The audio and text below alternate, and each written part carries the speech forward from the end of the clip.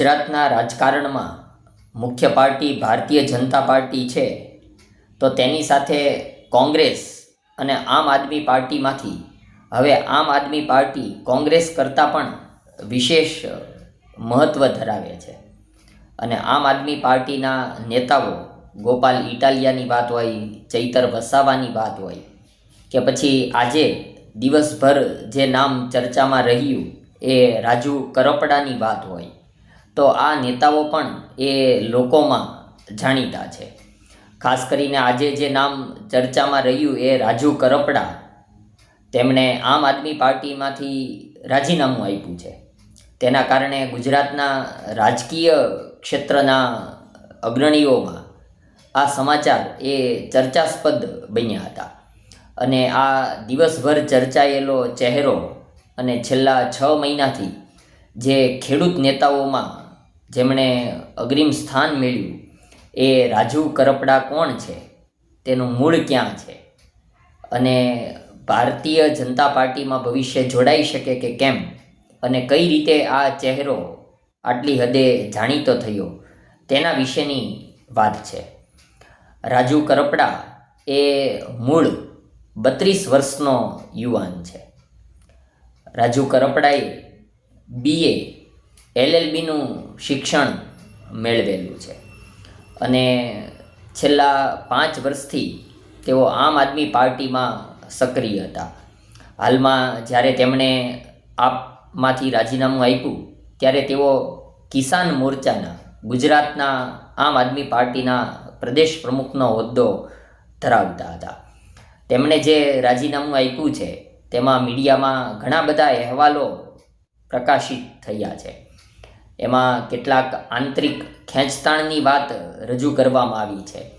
તો બીજી એક અન્ય વાત, ભવિષ્ય કે ટૂંકા ગાળામાં એ ભારતીય જનતા પાર્ટીમાં તેમનો પ્રવેશ થઈ શકે છે, તેવી બધી વાતો હાલમાં ચાલી રહી છે. આ ચહેરો આટલી હદે જાણીતો કેમ થયો અને ગુજરાતના ખેડૂતોમાં તેમની લોકચાહના કેમ વધી, તો તેના મૂળમાં એ બોટાદ હળદળનું આંદોલન છે. ઓક્ટોબર મહિનામાં જ્યારે ત્યાં કડદા આંદોલન થયું, તેમાં ખેડૂતોની મહાપંચાયત મળી હતી અને પછી રાજુ કરપડા ઉપરાંત પ્રવીણ રામ એ બધા નેતાઓ સહિતના વ્યક્તિઓની ધરપકડ કરવામાં આવી અને રાજુ કરપડાનો જેલવાસ પણ થયો. આ બધા મુદ્દાઓને કારણે એ રાજુ કરપડા જાણીતો ચહેરો બન્યો અને આજે જ્યારે તેમનું રાજીનામું મુકાયું છે તેના કારણે ચર્ચામાં વધુ ચહેરો આવેલો છે. કડદા આંદોલન એ બોટાદ હળદળનું એવું આંદોલન હતું કે જેના કારણે ખેડૂતોને ત્યાર પછી આંદોલન પછી એ ન્યાય મળ્યાનું પણ એવી વાતો પણ મળી છે કે તેમાં રાજુ કરપડાને કારણે ખેડૂતોને ન્યાય મળ્યો છે. એટલે તેમના પ્રત્યે ખેડૂતોની સહાનુભૂતિ જોડાયેલી છે.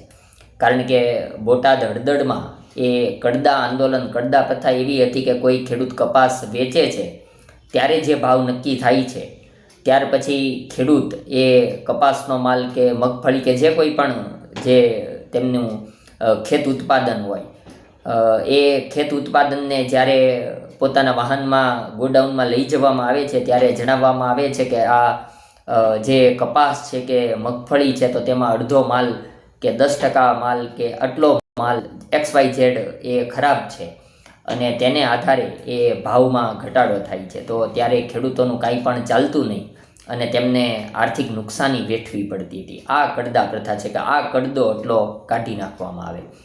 પણ એ રાજુ કરપડાને કારણે એ સમગ્ર ઘટના ઉજાગર થઈ હતી.